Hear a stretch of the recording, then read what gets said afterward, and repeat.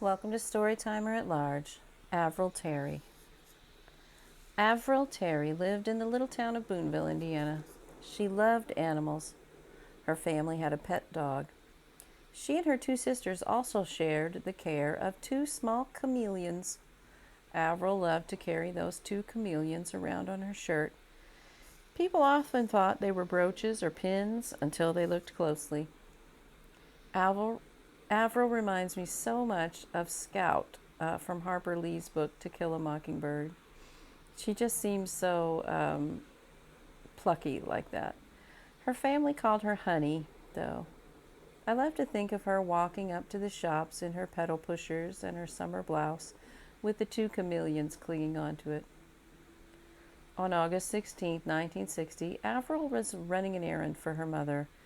Her sister's birthday was that day. Avril offered to walk up to the square and purchase birthday candle holders and cake decorations. She made it to the store and bought the decorations. On her way home, though, something went terribly wrong. A man named Emmett O. Hashfield saw Avril on the town square. He abducted Avril and took her to his small house in Boonville. He raped and murdered her. He then dismembered the child and took her remains just a short drive south to the Ohio River and discarded her there. Avril's disappearance was reported very early on. She was only supposed to be gone on this errand for about 20 minutes. Police almost immediately thought of parolee Emmett Oliver Hashfield. They went to his house and found that his car and home were almost literally covered in blood. Hashfield had clothes belonging to Avril in his home. The two little chameleons were found in a drawer. One of Avril's treasured pets was still alive, but the other one had died. Police immediately arrested Emmett O. Hashfield and took him into custody. Avril's father, Robert Terry, was a well-respected local doctor. The family had moved to Boonville only a few years before because it was such an idyllic small town. It still is, actually. It's really quite a nice small town. Police informed him that they had thought that he had taken the man responsible for Avril's disappearance into custody. So they notified her father. He held out hope that Avril was only injured despite all the blood evidence. After questioning, Hashfield led police to Avril's remains. Divers were called out to assist in the recovery efforts. The remains were recovered while curious onlookers sat on the banks of the Ohio River and watched. Who was Emmett O. Hashfield? Well, he was a serial child molester who'd been in and out of prison for decades. He was born in 1909 in Kentucky. He was in the newspapers over and over again for rape and molestation. At least one female child victim was forced to marry him after he raped her. Before being paroled to Boonville, he was in jail for the rape of a young boy.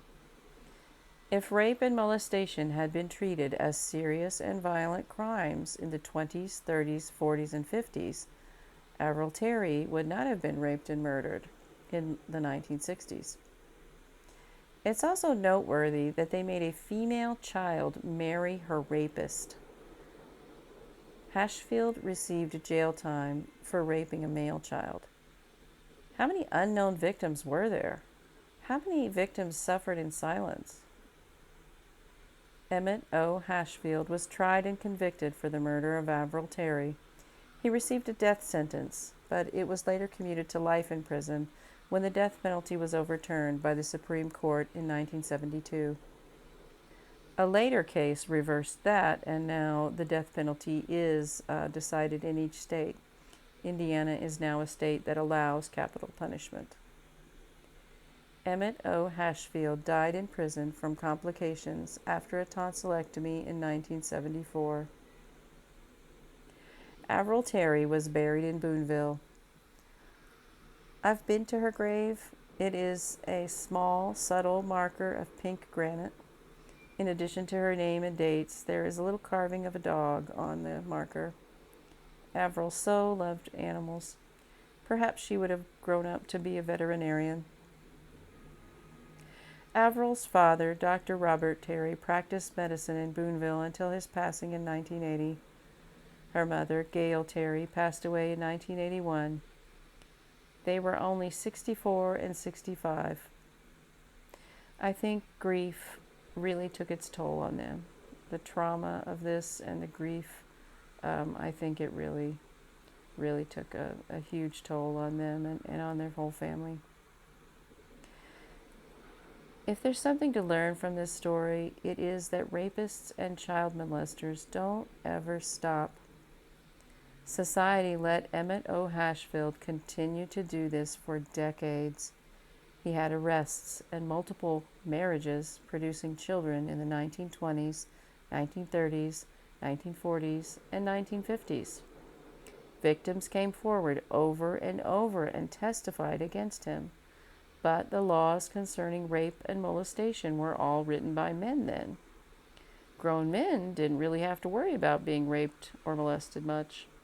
They did have to worry about being accused, tried, and convicted of rape and molestation, so it seems that they made sure those laws would treat them favorably, just in case. That's how Hashfield was able to continue his crimes for years, until ultimately he crossed paths with little Avril Terry. I grew up about 15 minutes away from Boonville, and I never heard of this crime all of my growing up years until I found it in 2024 while digging through news archives. I think that people just wanted to forget. Some things are unspeakable.